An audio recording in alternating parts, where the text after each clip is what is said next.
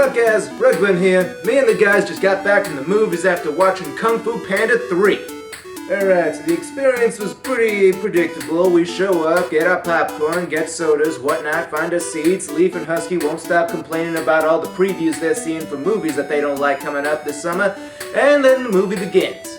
We start off with a really cool looking 2D animated thing like, you know, the previous movies that had at the beginning of their movies. And so you start off with Poe and the Fantastic Five, or whatever it is that they're called, doing their thing, and we transition to 3 dimensions, and they're just going around kicking butt and being awesome. But then the little short master guy Shifu tells him there's more to being the Dragon Warrior than just going around kicking butt and hitting people with stuff. For those who didn't watch the first or second movie, Poe became something called the Dragon Warrior.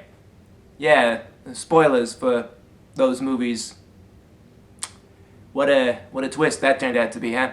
So that's the basic premise. Poe needs to figure out what it means to actually be the Dragon Warrior other than just being awesome, and then his dad shows up. Not like the goose dad that raised him in the first 2 movies, but like his dad, the biological dad, the dad that showed up at the end of the second one saying he's alive! And wouldn't you know it, his dad is a big fat load of dump just like Poe is. Yeah, shocking, I know. Both pandas being fat, yeah, eating a lot, yeah.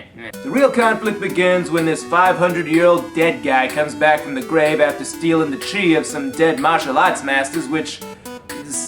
stealing the chi of dead people... I didn't think that worked that way, but you know what? Who am I to judge? I ain't no martial artist, I ain't Leaf. But yeah, this guy's name is Kai. He's some kind of big water buffalo thing, so he comes back from the dead after stealing the chi of this guy named, what was his name again? His name is Oogway! Yeah, that guy. So we get to see the old turtle guy Oogway again from the first movie, which was pretty cool, because that guy was awesome. Anyway, Poe's gotta learn how to master chi in the land of the pandas so that he can fight him off properly, and that's the basic plot.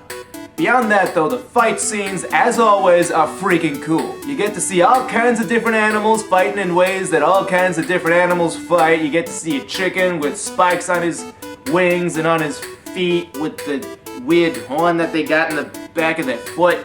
You see lions and tigers and bears, except no lions in this one, turns out, because they're not really thought of as being Asian, I suppose. Then again, I didn't think crocodiles were thought that way either, but you know, they're in the movie.